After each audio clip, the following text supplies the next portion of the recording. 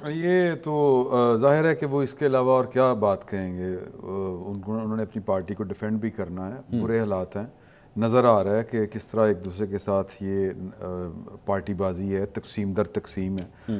اچھا, اس کی جو بیسک وجہ ہے کہ جب کوئی پارٹی جو ہے وہ کسی شخصیات تک محدود ہو جائے نا, تو پھر وہ کوئی بڑا کام نہیں کر پاتی.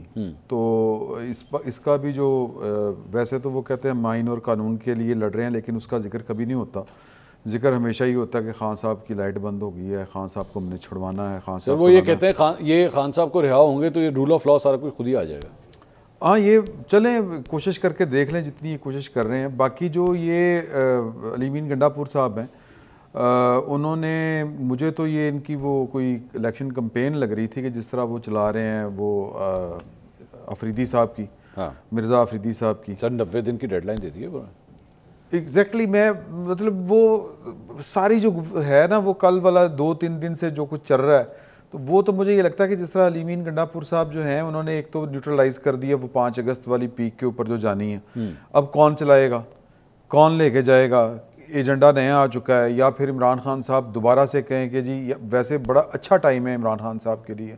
یہ بات پتہ نہیں, ویسے حکومت والے بھی ڈر گئے تھے, رانا ثناء اللہ صاحب بھی باتیں انہوں نے کرنی شروع کر دی تھی کہ آئیں گے تو پکڑ لیں گے, گرفتار کر لیں گے. یہ ثابت ہو رہا ہے یہ ساری جو ان کی آپس کی چپکلش ہے کہ ان تلوں میں تیل نہیں ہے. اگر خان صاحب کی رہائی ہی کی بات ہے تو پھر یہ تحریک ان کے بیٹے چلا سکتے ہیں. یہ تو وہ آ رہے ہیں نا, نہیں پتہ نہیں وہ آ رہے ہیں کہ نہیں آ رہے. آخری اطلاعات کے مطابق تو آ رہے ہیں. وہ مجھے یہ لگتا ہے کہ یہ جو ان کی لیڈرشپ ہے جو باہر ہے, علی امین گنڈا پور صاحب ہوں, سلمان اکبر راجہ صاحب ہوں, یہ ان کے بس کی باتیں نہیں ہیں, یہ وہ کر ہی نہیں سکتے یہ والا. اچھا, بیٹے آئیں گے تو وہ کس طرح تحریک چلائیں گے؟